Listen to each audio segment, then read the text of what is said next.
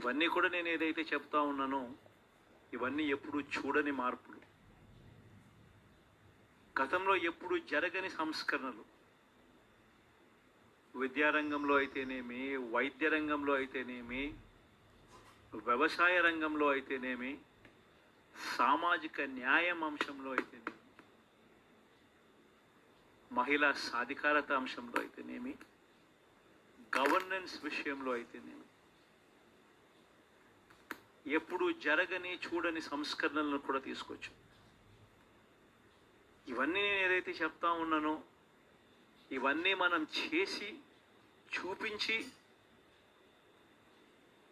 ప్రజల మన్ననలు పొందిన తర్వాతే ఎన్నికలకు వెళ్ళాం. ఎన్నికల్లో ఏమైందో తెలియదు. 5 సంవత్సరాలు కళ్ళు మూసుకుంటే చాలా అయిపోయింది. 5